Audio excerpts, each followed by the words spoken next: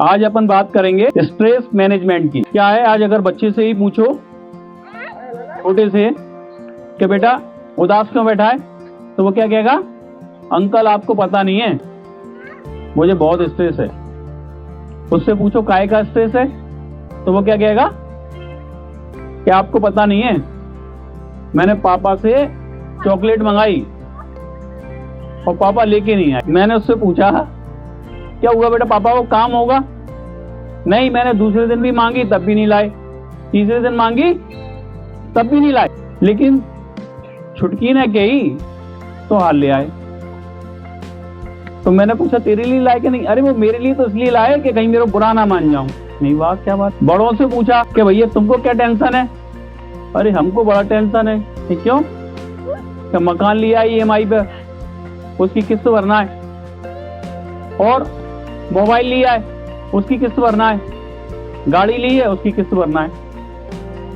आजकल क्या है कि आदमी अमीर बनना नहीं चाहता, अमीर दिखना चाहता है, तभी तो वो EMI पे लेता है। अमीर आदमी कभी भी EMI पे नहीं लेगा। EMI का मतलब क्या है? उधारी की जिंदगी। अब बूढ़ों से पूछा कि भैया तुमको क्या दिक्कत है? बोले हमको ये दिक्कत है कि हमें कोई पूछता ही नहीं। आज पूरा हिंदुस्तान स्ट्रेस में है, और जब तुम किसी कड़ी पर ज्यादा दबाव डालते हो तो वो कड़ी टूट जाती है। तो ऐसे ही जब हम स्ट्रेस में होते हैं, तनाव में होते हैं, तो हमारी बॉडी के अंदर बहुत सारी बीमारियों का जन्म होता है। आज मेडिकल साइंस ये कहती है कि 86% बीमारियां साइकोसोमेटिक हैं, मन से उत्पन्न की गई है। और उसका एक मूल कारण है तनाव। अगर शरीर से आप तनाव को हटा दो तो शरीर हर बीमारी को खुद हील कर देता है। जब हम स्ट्रेस में होते हैं, तनाव में होते हैं, तो हमारा एक नर्वस सिस्टम है जिसे बोलते हैं सिंपैथिक नर्वस सिस्टम, वो एक्टिव हो जाता है। और ये फाइट एंड फ्लाइट मोड जो है पुराने समय का था, जब अपन जंगल में रहते थे, मानव विकसित नहीं हुआ था, तो क्या था? शेर चीता आता था। तो भगवान ने एक ऐसा मैकेनिज्म हमारी बॉडी में डाल दिया है कि जब भी शेर आएगा, चीता आएगा, तो हमारी body fight and flight mode में चली जाएगी। इसमें एक कोर्टिसोल हार्मोन बनेगा और एक एड्रिनल हार्मोन बनेगा। तो पूरी ताकत या तो हाथों में आ जाएगी या पैरों में आ जाएगी, क्योंकि जब शेर आएगा या तो तुम उससे लड़ोगे या भागोगे। लड़ोगे तो हाथों में ताकत चाहिए, और भागोगे तो पैरों में ताकत चाहिए। तो पुराने समय में शेर आता था, व्यक्ति या तो उससे फाइट करता था या फ्लाइट करके भाग जाता था। तो क्या होता था? भागने में उसकी ऊर्जा खत्म होती थी, पसीना आता था, तो वो स्ट्रेस रिलीज हो जाता था और वो गुफा में आराम से रहता था। लेकिन अब क्या है, अपन कहाँ रहते हैं? शहर में। तो शेर का खतरा तो है ही नहीं। अब तो यहाँ दिमाग में शेर बैठा है। और कौन सा शेर बैठा है? काल्पनिक शेर, EMI का शेर, लोन का शेर, या मेड नहीं आई तो उसका ही शेर। क्या आज कपड़े कौन धोएगा, खाना कौन बनाएगा? ये हिंदुस्तान का सबसे बड़ा शेर है। और कुछ नहीं तो बाथरूम में कॉकरोच दिख गया तो वही उसी का शेर, किचन में चूहा दिख गया तो उसका शेर स्ट्रेस, बिल्ली दिख गई तो उसका स्ट्रेस। सही है ना? अगर आपको बाथरूम में कॉकरोच दिख जाए तो कितनी जोर से चिल्लाते हो, सच बताना। छिपकली एक और देख लो तुम, जैसे मगरमच्छ आ गया हो, छिपकली नहीं हो। तो आपकी बॉडी को नहीं पता कि आपका छोटा स्ट्रेस है कि बड़ा स्ट्रेस है। उसके लिए तो ये लगता है कि शेर आ गया। तो अब हम करें क्या? हमारा स्ट्रेस रिलीज कैसे हो?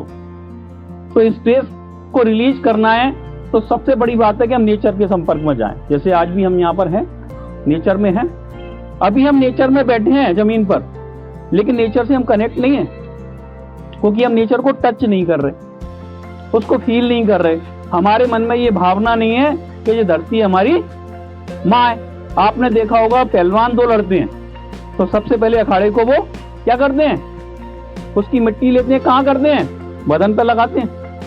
इसलिए उनको बड़ी से बड़ी चोट भी लग जाए ना, कुछ नहीं बिगड़। तो पहले सबसे पहले तो क्या करना है हमको? इस ग्राउंडिंग के टच में आए, इस पर नंगे पांव बैठे, नंगे पांव चलें और नंगे पांव दौड़ें। क्योंकि अपन योगा में कराते भी हैं, उल्टा भी चलवाते हैं, सीधा भी चलवाते हैं, और जानवर की तरह भी चलवाते हैं, क्योंकि हमारे दोनों हाथ और दोनों पैर काय के संपर्क में आ रहे हैं? जमीन के संपर्क में। और उस समय अगर हम बोले कि प्लीज हील मी, तो ये प्रकृति हमको हील भी करती है। हम वृक्ष को जाके गले लगाएं तो वृक्ष भी हमको हील करता है। हम वर्ड को बोले प्लीज हील मी, तो हमको पशु पक्षी भी हील करते हैं। लेकिन हम बोलते ही नहीं है। नेचर के पास होकर भी हम नेचर से कनेक्ट नहीं है। दूसरा हमको और क्या करना है, फ्रूट खाना है, ड्राई फ्रूट खाना है, वेजिटेबल खाना है। चाउमीन, पिज्जा, बर्गर नहीं खाना, क्योंकि ये क्या है, सब जंक फूड है और जंक फूड हमारी बॉडी को बीमार करता है।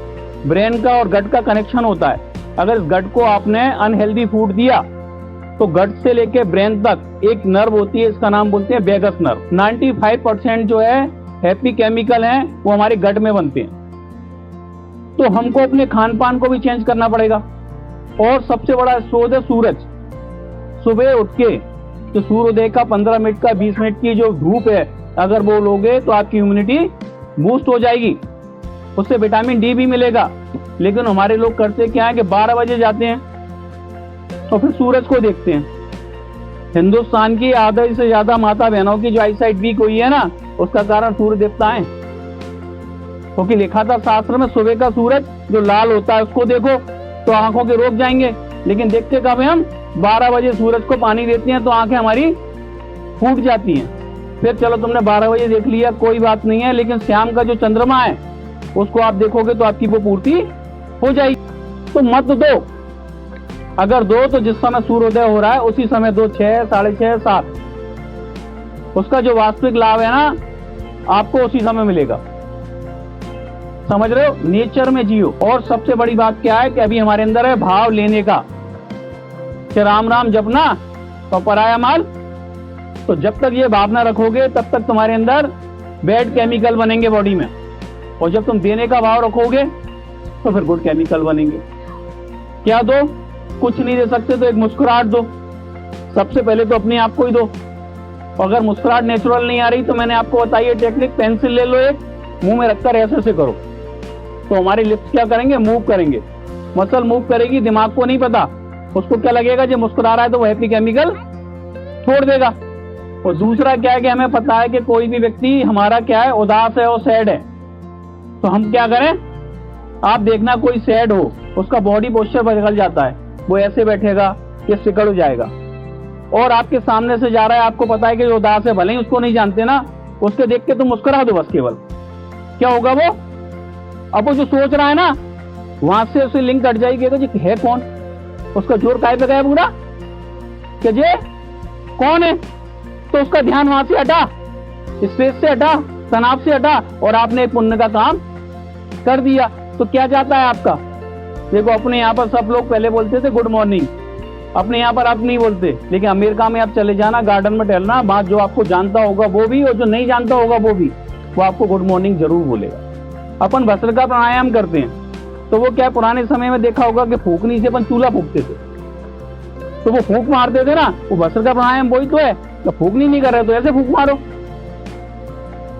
तुम वैसे ही स्वस्थ हो जाते थे, कोई आंखों की बीमारी नहीं होती थी। चूहे का जो धुआं होता था वही तुम्हारी आंखों को हील कर देता। जितनी साइंस ने तरक्की की है उतनी ज्यादा ये बीमारियां बढ़ रही हैं, और सबसे बड़ा बीमारी का कारण तो मोबाइल है, और इससे कोई नहीं बचा हुआ है।